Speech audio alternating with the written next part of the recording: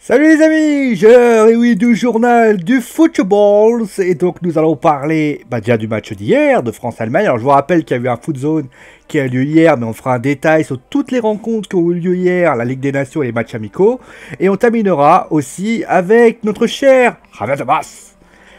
Donc on va parler d'abord de la Ligue des Nations. Alors je rappelle, il y a eu un foot zone hier. Si vous avez envie justement de savoir ce qui s'est passé, vous allez y faire un tour avec toute la vie qu'on vous a donnée. Mais en tout cas, le retour à la compétition internationale de champion du monde s'est soldé par un match nul 0-0.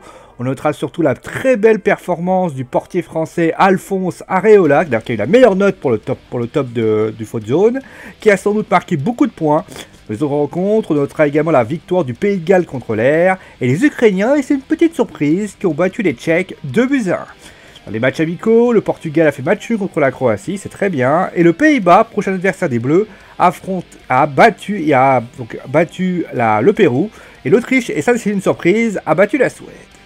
Pendant qu'on parle des Bleus d'ailleurs, Jean-Kévin Augustin, notamment qui est formé par le Paris Saint-Germain, a été notamment appelé par les Bleuets, n'a pas voulu venir, et donc la Fédération Française de Football a décidé de porter réclamation à l'encontre de la FIFA pour exiger des sanctions. En effet, quand on est appelé, sauf blessure, femme enceinte, problème de RERB, vous devez ramener votre tronche. On pourrait imaginer que c'est une storyline de la WWE. Le PSG, c'est vrai qu'il est souvent la critique de Javier Tebas, depuis bien sûr que Neymar est venu au PSG.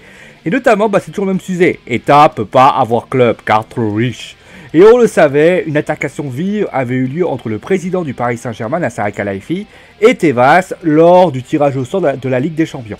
C'est ce qu'on met dessus en disant qu'il fallait qu'il arrête à un moment donné. Mais Javier Tebas, vous savez, ça reste une grande gueule. Il est allé à la radio, alors je ne sais plus laquelle radio c'était, et il a tout simplement dit qu'il défendait les intérêts du football espagnol et que pour lui, Paris était en faute en raison de contrats de Paris Saint-Germain de sponsoring qui étaient surévalués. D'ailleurs, il a même dit qu'il fallait les sanctionner et que l'UEFA allait les sanctionner.